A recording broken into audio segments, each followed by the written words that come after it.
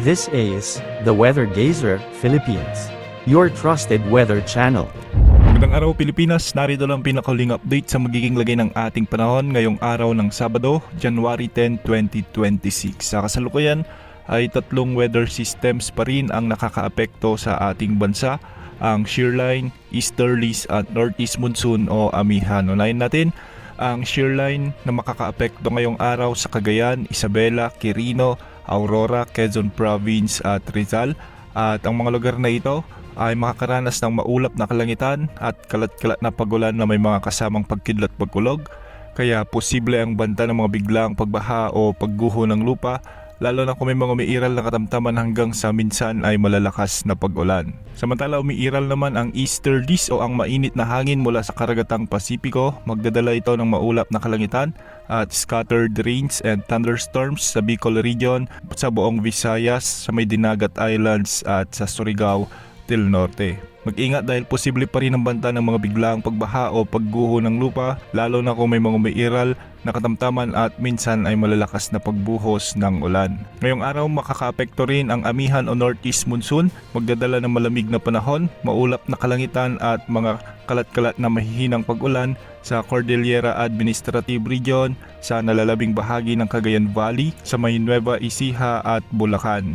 Dahil pa rin sa amihan o northeast monsoon, asahan din ang bahagyang maulap hanggang sa maulap na kalangitan at mga kalat-kalat na mahihinang pagulan sa Metro Manila, Ilocos Region at sa nalalabing bahagi ng Central Luzon. Para naman sa nalalabing bahagi ng ating bansa, asahan naman ang bahagyang maulap hanggang sa maulap na kalangitan na may mga tsansa ng mga isolated rain showers and thunderstorms. Dulot pa rin ito ng easterlies. Mag-ingat dahil posible ang banta ng mga biglang pagbaha o pagguho ng lupa, lalo na kung may mga umiiral na severe thunderstorms. Samantala ngayong araw may nakataas na gale warning sa mga baybayin o karagatang sakop ng Ilocos Norte at Ilocos Sur, particular sa may Sinait, Cabugao, San Juan, Magsingal, Santo Domingo, San Vicente, San Ildefonso, Santa Catalina, City of Vigan, Kawayan at Santa. Matataas na pag-alon rin ang inaasahan sa Northern Luzon at sa eastern sections ng Central Luzon,